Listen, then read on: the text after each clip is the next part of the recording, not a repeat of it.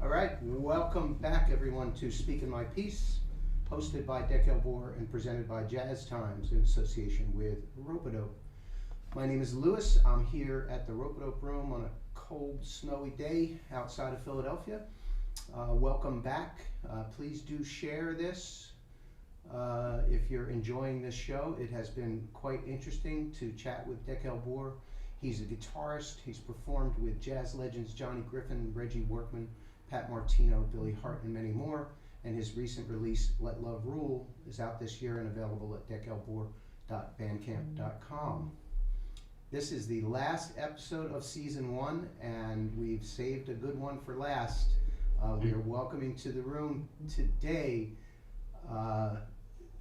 gentleman described as a volcano on the ocean floor. I thought that was one of the most interesting quotes. Oded Tzur has a flair for mystery, and his narrative captivates audiences worldwide. He's now based in New York, and his bio mentions that his work draws influence from the art of storytelling and explores relationships between ancient and modern musical traditions. You can even go to his website, odedtzur.com, and there's a story corner on the site, so you can pop back in there. His new album, Here Be Dragons, came out in 2020 on the famed ECM label. And so without further ado, I'm going to switch a couple things over. We're going to drop in with Mr. Dekel Bor in Israel and Oded Tzur in New York. Louis, I'm happy to be here. We just arrived in Israel a couple days ago. We were in quarantine for about a week for a family emergency, but everything is looking up, so we're hoping for the best. The last episode for the year, what can I say? It's been an incredible ride. This one is extra special for me. It's with an artist that's not only a fellow countryman, we have more than almost any friend that we have is a friend in common. But somehow our paths never crossed. But I've been a huge fan for a while.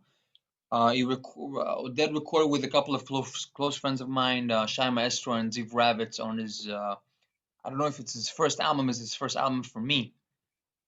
And then he came out with an album early this year, that is just an unbelievable album. Also with some friends of mine, with Petr Klampas, Nika Hershkovitz, and Jonathan Blake. So without further ado, again. Thank you for having me. So I want to salute your new album, amazing album, and congratulations. How's it been? I want to know everything about it. Well, thank you. I'm really glad you liked it so much. You're right. This is my third album. My first two were with Shai and Ziv, as you mentioned, and this one is with Nitai Hershkovitz on piano and Jonathan Blake on drums, and still Petros Klampanis on the bass. So the first thing that comes to mind is your gorgeous and unbelievable sound on the horn. I mean, I'm hearing Indian influences, Coltrane. You tell me. I mean, how did that?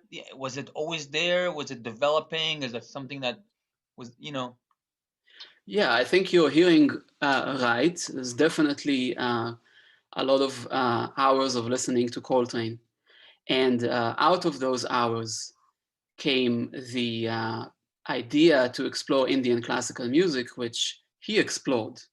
So for me, at least, he pointed the way in that direction. And then I spent many years studying Indian classical music from... So you actually went to India, right? You literally went... I actually never went to India myself yet. Of course, I will go. But I studied from Indian masters that were living or visiting Europe at the time, particularly in a World Music Academy in the Netherlands, where I studied with Pandit Hariprasad Chaurasya. So he's to anyone who's not watching, who's not well versed in Indian Indian music, that's kind of like studying with Keith Jarrett. I mean, Chaurasya is a living god. Exactly. I've seen it a couple times, but the adoration and the respect that this guy deservedly gets is really unbelievable. And from speaking to a couple of people that have studied with him, they say that we're talking about like a rock star element. Yeah. It's really unbelievable. The stories that I've heard are unbelievable. So I would love to hear yours. Yeah, spending time with him was a transformation for sure. He is a rock star when you see him kind of perform. The beautiful thing is when you spend time with him as a student in the room, just sitting with him on the carpet, which is how you play Indian classical music. You sit on the floor.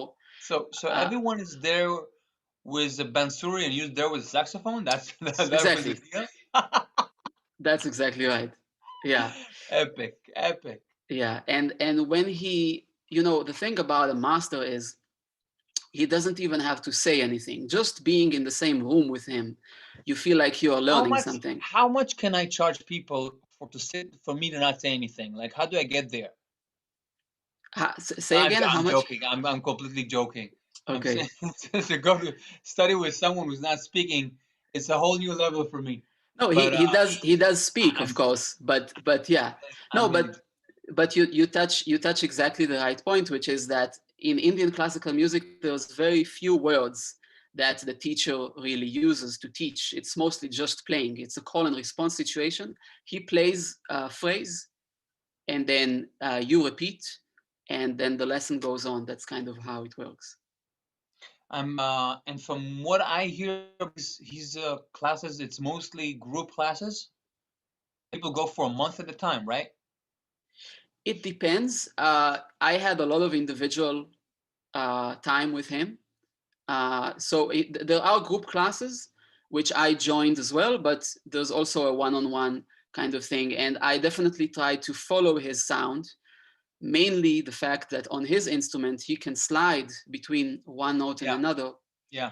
And on mine, it's a little bit more complex. So that was my task in the years that I spent with him, just trying to follow his sound, because in this music, the music happens in between the notes and not on the notes themselves so much. So we explored that space as I was studying from him. So I want to ask you something else. Mm. Um, I'm always getting a sense from both Taras's music as well as Zakir and there's like a group of Indian artists that came after Ravi Shankar that kind of that presented themselves to the world in a very beautiful way. There's actually a few albums on ECM that I'm a huge fan of that present that music in a very special way. Mm-hmm, mm-hmm, And I'm always getting a sense that um, it's it's not that they bring so much of their personality to the music. You can hear the person in the music. And what I'm really meaning is um, there's almost always an abundance of joy and I don't want to use the cliche beauty in Tarasa's playing. And I'm also getting a sense from your playing that when I listen to you, I hear you. I don't hear a saxophone player. I don't hear mm-hmm. a Thank you very jazz much. saxophone player. I don't hear and that is and that's something that you feel came from that transformative experience. Well, I can't say for sure, but what I can tell you is that um, it always felt like if you are playing anything less than your whole self when you're around him, it just felt immediately clear that this is not where the music is. If it's impressive and fast or sophisticated, these things are not where the music is for him, at least. That's just my interpretation. I could play whatever I wanted from that point of view, coming to him as a jazz musician originally. And then I always tell the story, so I might sound repetitive, but he would just play one note. And in that one note that he played, there would be infinitely more beauty and personality and presence and music than in all the notes that I played. And that's basically the lesson that I got from him over and over again in the years that I spent with him, is that there is nothing more than that one note that you could possibly do, because he broke my heart every time with one note. So then it makes you ask as a musician, do I really need a lot of notes to make my statement, or is it something else? So did you go through a period of sparing down of techniques and just density? Meaning, what I'm asking is, in the Netherlands 10 years ago, were you playing like a jazz saxophone player would aspire to play, meaning the more the merrier? For sure. I mean, maybe not in the Netherlands, but growing up in Israel, I was 100% a normal jazz musician, playing a lot of notes, playing very loud. And I would practice outdoors. And I remember there was a construction site like, half a kilometer away, and I would hear my echo coming back from the half-finished building. So that was my vibe. And then I got into his class years later, but still, as a jazz musician, I was fascinated by this music because I could sense that there's something there, but I was not yet an Indian classical musician. And then he played that one note and completely melted away the way that I saw music up to that point. That's amazing. Mm. So how does that? What was the process of um, coming up with a personal homogenic musical landscape from your upbringing, your jazz, and this? How long was that process? Was it a conscious process? What was it like? It was very long. That's a great question. I really didn't know exactly what is going to happen at every point of that process either, because at first I just felt that Indian classical music encompasses something fundamental and universal about the music phenomenon at large. And because What is that for you? That thing that you felt? it's just a laboratory of sound. It takes two notes and studies an interval between them, and then takes one other note and says, okay, so with that ratio, what does that note mean? And it just brings you to this place. I call it a laboratory of sound because, of course, it has all of the local aesthetic norms that it comes with and the ornaments that it has. But in a lot of ways, it is just a fun, almost a scientific study of sound and melody and rhythm. And that spoke to me very deeply.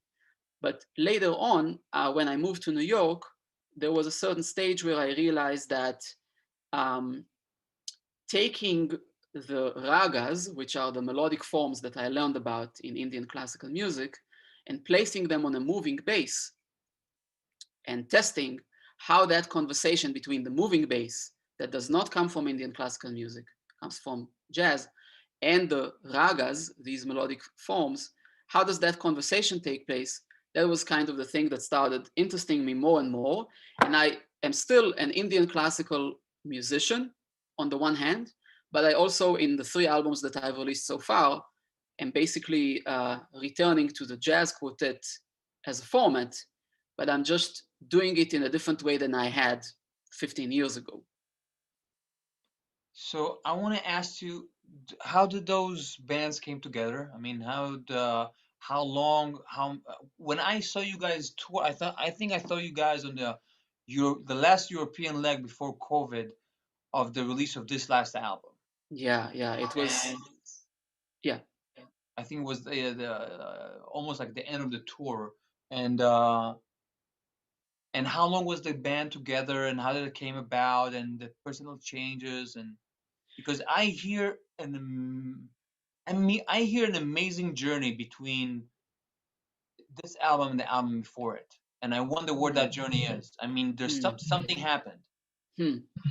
That's interesting. So to try to answer that, I think the first album or the first and second albums were still asking the question, can we do that? Can we take a raga or a personal miniature raga that I compose and put it on a moving bass and put it in a jazz quartet? And can that even make any sense whatsoever? the third album, to me at least, was already building on that, kind of assuming that, okay, this is a world that we had created and this is going to work out. And this album, interestingly, was about feel. It was really all of these compositions and the story that goes with the album. If you get the physical thing, you can read it. The subject matter there was the nature of fear, and how fear is the one thing in the world that does not get smaller when you move away from it. So I took this person, Filippo Brunelleschi, who's the Italian Renaissance man that discovered linear perspective, which is that things get bigger when you move closer and smaller when you move further away. And I kind of created a narrative of him going on this pirate ship and chasing dragons. And that's where the name comes from, Here Be Dragons. But I'm getting a sense that dragons are a theme for you. That's true as well. So what's up? Tell me all about it. I want to know. Well, so in this particular case, a dragon represents the things that you are afraid of, but at the same time, it can represent strength. I think in Chinese mythology, for example, dragons have multiple meanings in the symbols that they can take. So he's going towards those dragons, and at a certain point discovers that the only way to address this is to move towards it. And that's kind of what the album is about. I tried to give it an overall theme that goes through it, rather than compose each song individually. And what was the personal process between? Because I hear, I don't want to use big words, but it's both as a composer and as a band leader, and also just as a poet on your instrument. There's something happened. Was it something that happened with Manfred Eicher in the studio? Was it the process leading up to the album? How long did you guys rehearse? Did you guys tour beforehand? We definitely toured with this music quite a lot before we recorded it. Of course, the presence of Manfred in the studio had a big influence, and it was a different experience than. No way. I think that Manfred has a very keen eye. I'm sorry, a keen ear, I should say, a keen eye too. But I mean, it's an understatement really to say that. And he's able to point out certain details that you may have not even considered, and very easily recognize something that with a very small change, or even just paying attention to something, can create a difference. And on top of that, the musicians are different, except Petros, who still plays bass. I think that Jonathan brings to the band something that is very special to me, since he comes a lot from straight ahead, and the power of swing, and kind of brings that into the music that also changes things, and of course the tie on the piano. I don't know. It's a difficult question for me to answer, because as a musician, you're just trying to do the best every time and improve and go towards your goal of the things that you hear in your mind. So I don't know exactly what was different. I think sometimes the stew just needs more time on the fire. You know what I mean? It's like we're on a farm. We're on my fiance's farm right now, and they are raising the same crop, and they've been telling me this past couple of days that this year has not been a good year, or that year wasn't a good year for this, and it was a good year for that. And I think that's a very good metaphor for what you just said, that we put all of ourselves into it.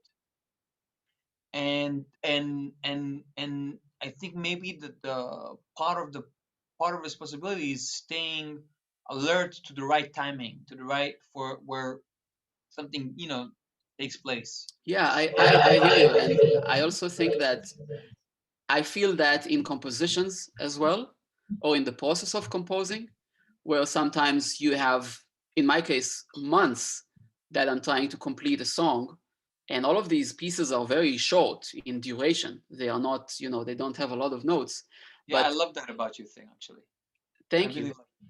And then at a certain point, something happens and it suddenly clicks, almost to the point where you feel like it's not you who's composing, someone else is pulling the strings, but there's a certain timing in which it just falls into place and then the composition is there.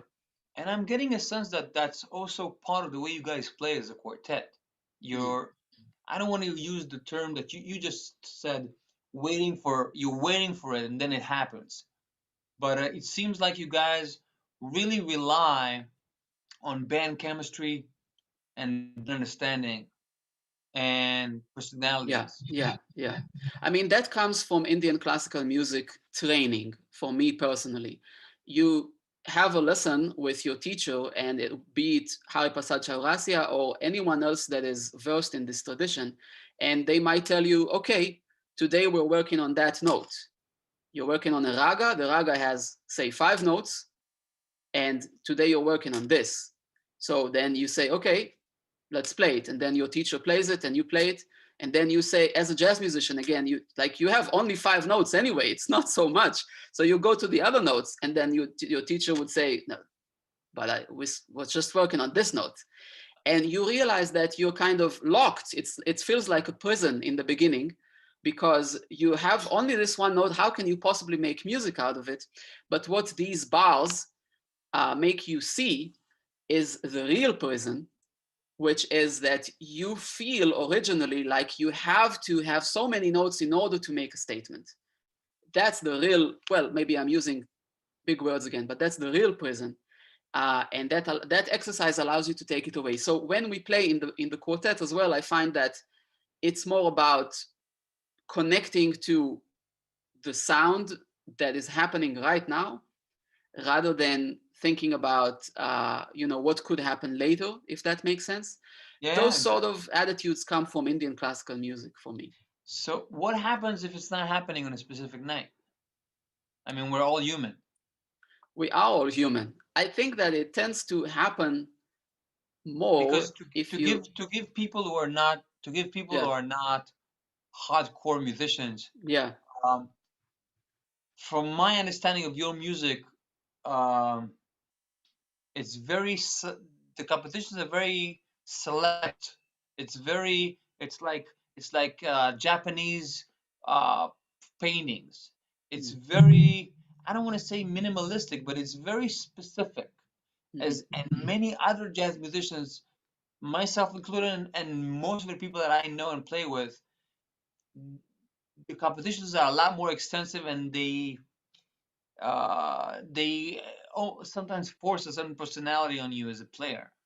And you guys, or you as a leader, and you guys as a band, found a way to do far more with far less. It seems. mm. I mean, So it's yeah, I mean, thank you so much, Dekel. I really appreciate you saying that. I want to say 2 things. One is this reminds me again of what my teacher told me, Hariprasad Chaurasia, because I asked him once, how does he play so many concerts? Because he plays so much, he's so busy, and still keep each of them so fresh, so authentic, so real. And he said to me, you have to see every concert as your first and last concert. So this is the attitude for me. It's as now or someone never. as someone that almost died. I think that's an oversold cliche, to be honest. But with that being said, I don't think that applies to him because he's a living God in so many ways. The few times that I've seen him play, it was godlike, really. I agree. And if you think about it, there's this really amazing Elvin Jones quote where he was asked about the Coltrane Quartet, how did you guys play like that? And he said, you've got to be willing to die with a motherfucker. So Yeah. it's a very parallel line there. So it's indeed we are all human, but I guess what I'm trying to say is that I find that the more I progress, the more I feel like every note is the right note. It just depends on whether you approach it that way. I'm doing something wrong because I'm every note that I play sounds like the wrong note. But I don't think so. I'm in that phase right now. Yeah. But so I want to lighten things for a minute because it's been a Yeah. heavy year for me and for many people that I know. Especially in our community. With all this free time that you have on your hands, Mhm. I want to know a couple of albums that you've been listening to as a fan that inspired you. Mm. Yeah. Uh, that's a good question.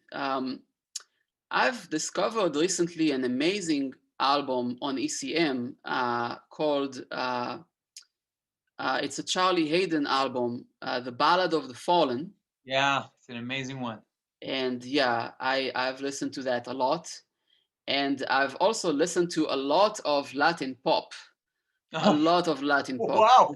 And I enjoy that Wow. so much just when I'm cooking and my wife and I are dancing in the house. That's very cool, man. That's And very yeah, cool. a lot of that too. What is it like being on ECM? I remember being 20 something in New York and I had shelves of ECM. I mean, shelves. I Mm. would buy things that I didn't even know the artist, but if it says ECM, I would kind of buy it.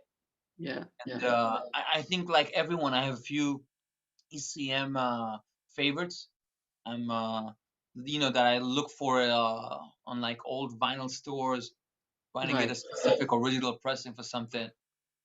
Yeah, it's a very surreal experience. I'm very, very honored to be part of this incredible lineage, and I'm supposed to be recording another album, hopefully soon, with Manfred and the same band. So I'm very honored that Manfred has allowed me to play my music in this incredible label. Yeah, it's a very special label. Yeah, yeah, So I'm going back to COVID times. yeah. What are the most positive things that you took out of this year? Man, I have no idea. I don't know this. Wow. What can you say about a year like this? I mean, it's coming to an end now. I don't think anyone is sad Is that it this year coming to is an end? ending. Well, it's December Am I the last 17. skeptic? Well, no, I mean the year is coming to an end, That's for 2020. sure. The other That's for sure. things, well, we have to be hopeful. Um, I have learned that the separation between our living space and our working space, that separation is very important. We don't have that separation anymore. Even as musicians, I work from home You're from home? when I'm not touring. I'm working from home, and even I so, learned that things have I learned changed. that if I wanna stay in a relationship that I need to work somewhere else. Yeah, I hear you. I prefer to actually have a studio and go outside, like and have that separation in as well. But in New York, I kind of play over here. And so you were going I was cutting you in the middle of No, things that you got from I'm COVID. trying to think about something wise to share with you that I have learned, It but doesn't have to be I'm wise. I mean, no, I'm just not sure. I'm not sure what I have learned. It's just been a very, very challenging year. Um, I have tried to like create in different ways. I started a small vlog where I was talking about some of my ideas about music because I couldn't play, couldn't perform. So that just shows you that the creative force is always, you just have to create. Musicians, I guess, have that.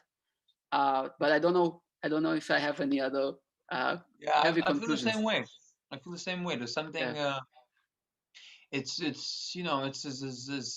there's something very surreal about uh not being able to play for people. But without being said, I feel that there's so many I think that it forces us to re-examine the value of music, and I think it forces us to re-examine the value of companionship, companionship, physical touch, money. I think it forces us to deal with so many things that we think we depend on, uh, absolutely. but at the same time, also other things that we kind of took for granted Yeah. My girlfriend said the most incredible thing right at the beginning. He said people, they don't want to, they don't want to pay for this or that or this or that and streaming and gigs and blah blah blah. And but I want to see them go through quarantine without a good book, a great record, and their favorite movie. That's And that absolutely right. kind of blew me away because uh, I think it forces us to re-examine this entire our entire. I don't even have the word for it because it's not our livelihood, it's not our passion. And hopefully it forces other people to re-examine that as well. Um, I agree with you because I think that we already live in a world where musicians are, I think it's fair to say, underappreciated some of the time. People expect or have come to expect to get music for free and kind of like tap water. You just turn on the tap and it's yeah, there. You don't think that absolutely. so much work went into it and that the artist deserves to be paid and stuff like that. And we went into this pandemic with this mindset already. And I think that in many ways the pandemic had increased that, had brought that to an extreme, because a lot of musicians, myself included, felt that the only way for us to keep creating is online, and then even more share our work for free Free, yeah. for everyone to. So maybe that had taken us to an extreme with this thing. I don't know that I have a solution for that. I don't know that What are your anyone has. feelings? What are your feelings about that? Well, I think it's wrong. I think I that agree. Yeah. an artist spends their whole life crafting a sound, statement in music, and just like anyone else, we deserve to be compensated for our lifelong work. So if we live in a world where streaming is the norm, that does not always do that. It's as simple as that. Now, I don't know, again, that I have a solution for that, because once human beings get used to a certain thing, there's no going back. I don't think Yeah, anyone yeah. is under that illusion. But perhaps we need to do a better job educating people that making an album is a huge expense, time and money, and a lot of other things, and that there should be a certain awareness of that. That's all. It's just about being aware. Completely agree. I can also tell we've been kind of resisting that whole thing of let's just sit in front of a camera and play all day. Mhm. Most of my friends around me, we did a couple of live streams. We did the Rope Festival and the Scholars in Boston, and we did the Red Sea thing online and all that. But it's like once a month or so. But with that being said, at least once a week we're getting together in my studio and just play music. And Yeah. it's amazing to see the guys just say, "Listen, I need this music just to breathe." Oh my goodness. Getting I through the week. agree. Yeah. And I want to tell you another thing. I always thought of myself as a person who practices music as a form of meditation, because music is a form of meditation. And that is what I do. However, what I've discovered during this pandemic, when I was not able to perform for an audience, is just how dear to my heart it is to actually play for people, and how central it is to share music with others, even for someone like me who spends, the time in the way that I described. So that is really like oxygen. There is something that happens in jazz. Uh, the core of jazz, for my money, only happens with in front of a crowd. I mean, Mm, there's something that happens in the playing of everyone that I love, and I feel it in my own playing. There's no even if we have a camera in front of us in the studio, or if we have a couple of friends in the studio, there's something that happens.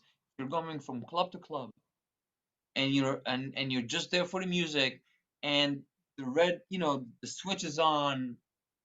There's something that happens in the actual music that can only happen that way. absolutely.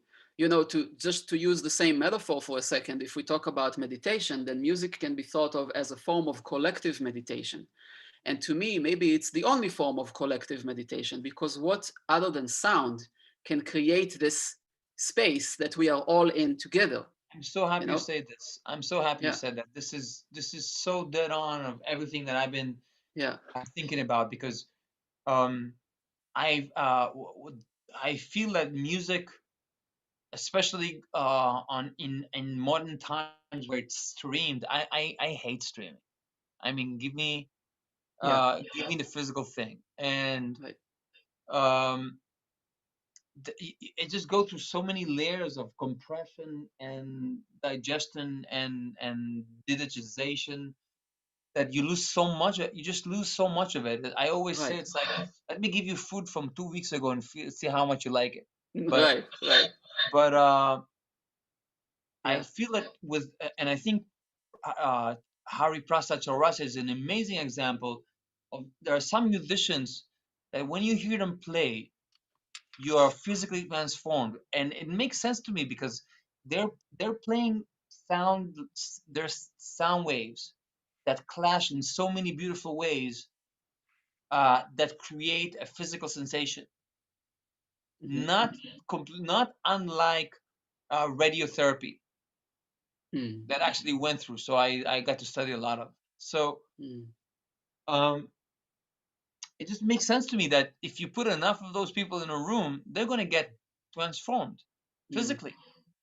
I hear you. And I think it's interesting to think about this from the other point of view as a musician, as you travel from place to place and play the same music to different audiences, you also feel a difference, don't you? That different audiences kind of receive the music in slightly different ways and Absolutely. respond and create these spaces. Like in some places, I feel like people are very silent when you play, and you almost feel like maybe they haven't connected to the music. But then when the song ends, they're like Germany, for example, to me is one place like that. Is like dead silence. There's no like yeah, like you would maybe hear in New York, for example. But when the song ends, you can feel the love of the audience with the length of the applause, and it's just a matter of getting used to of how beautiful it is that people are different and they can hear the same music in different ways and kind of envelop it in different ways as you go along. But I think there's also a sensation of clicking with an audience. Hmm. And I never played in Japan, but I played in Europe a lot. And uh, the way you feel them in a room listening, you don't. I usually play with my eyes closed. So, but when they're clicking, you can feel it in your body. Mm, And and when that happens, they're with you. Now you just have to, you just kind of hold the flame. You just have not drop it. right, But what you're just describing is a very different sensation for me on stage from playing in Scandinavia and playing in Italy. It's going to feel completely different. mm, And it's amazing to me that hopefully many people are going to music, just like you said, as collective meditation right now. And it right. could be Latin pop, and it can be, all of this and all of that. Absolutely. No, that's absolutely right. And it's the most beautiful feeling in the world because it shows you that there's so much more that we can do together than you can do on your own, just playing in your room. And it's just, I think in Judaism, there's also a distinction between an individual prayer and the prayer of a collective, which is called minyan. You know how Orthodox people would go and, oh, are you available to come because we need minyan? Minyan is how many people? Like Again, I 10 I people. always Nitai's family is Orthodox. You can ask him Right, about. right, Uh, y- always there's a place in Russia that people go to pray in large groups, and right, the stories are just ecstatic. Which right, I would assume that some of the schools in India are similar. The school for music, right. Yeah, it's and not to say that. I'm also thinking that some of the Coltrane albums, like Live at Berland, Live at the Half Note, where you can hear the audience go like Right. as Yeah, a collective. absolutely. Yeah. That's not to say that as an individual you don't have work to do and that it's not a practice and a lifelong practice. But there is something about being together and having that connection, which music is just so magical with. And like you say, you feel it in your body, you feel it in your body, and then you just keep the flame and you go through this thing together, and that you cannot do by yourself. Absolutely, absolutely, man. I'm so happy you've been Yeah. saying this. So, what's next for you once we're able to go back to physical life, hug Well, people, kiss people, and play with them? well, I will tell you, I've been hugging and kissing my wife and writing an album about her throughout this whole Ah, that's time. So my amazing. next album is going to be named after my wife. Her name is Isabella, and it's been a very special period for obvious reasons. You know, I don't know if you've ever composed a song for someone, for a partner, but let me tell you, that's first Every of all. song, if she's watching this, every song I compose is for my wife. What are you trying to do to me? No, I'm sorry, I wasn't thinking like that. But the thing is that, you know, since we are all quarantined together, I am composing right here, and my wife works from home, so she's in the same space. So it's been a very interesting experience composing an Yeah, album, trying to describe her as a portrait in sound, sort of thing, and having her in the same space as well. So that is the next step that I'm going to take. I'm near the conclusion of the composition process, and hopefully in March we're going to have a tour that's not going to be canceled, knock on wood, and start playing that material. We're going to be in Germany actually for one gig, I think, and then in France, and that's going to be the next recording that I'm working on. that's great, man. I can't wait to get it, really. Thank you. Yeah, So, Dan, thanks so much for joining us. It's been great to my pleasure. catch up, and I hope to see you guys on the next tour like I've seen on the last. And send my love to the guys, and you guys stay I will. safe. Thank you And very much. You it's too. been really special. I learned so much. Thank you for coming. Thank you. I had a great time talking to you as well. All right. Thank you, Dekel. All right.